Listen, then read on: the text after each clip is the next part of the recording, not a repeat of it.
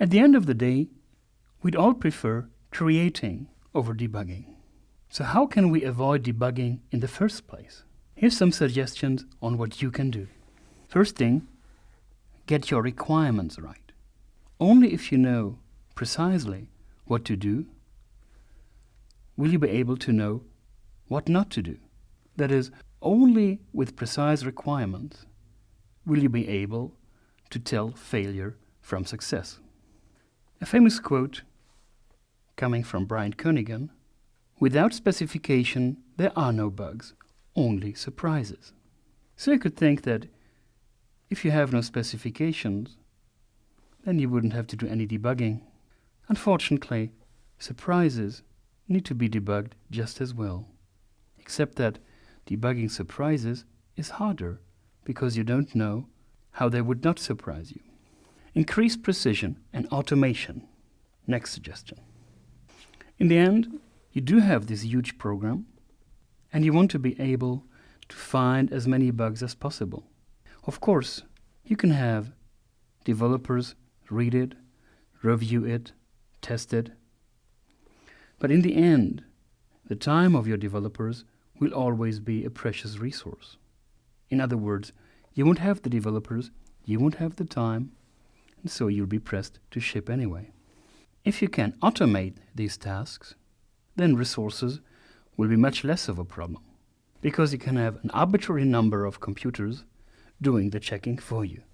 This calls for techniques such as contracts, assertions, or other forms of specification that can be validated automatically. Plus, of course, lots of automated testing that follows. Next step is to reduce complexity. The higher the structural complexity of a program, the more ways there is for some part of a program to influence another, and the easier it is for infections to spread. Plus, the higher the complexity in a program, the more possible sources for infections there are. And all of this makes debugging way harder. Next step, set up assertions. Every single assertion rules out large parts of the program or of the program state as an infection cause. And the more assertions you set up, the less state and statements do you have to examine in order to figure out where the infection came from. Next thing, test early and test often. The earlier you test, the more precise your specification will be. And the more you test, the more defects you will catch right away. Plus, if you test frequently, you'll be able to isolate the change that led to the test failing by building on the past history of successful tests. Next, review your code, or have it reviewed by your colleagues. Having your code being inspected by others has been shown again and again to significantly increase productivity, quality, and project stability. Next up, go and analyze the problem history of your project in order to figure out which components have shown risk in the past and which ones haven't. Obviously, components that had troubles in the past would always be the first ones to focus on as it comes to improving quality.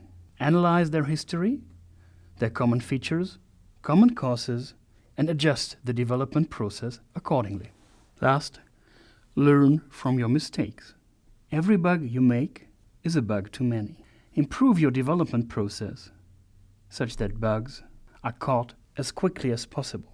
If a bug escapes into production, make sure it won't happen again.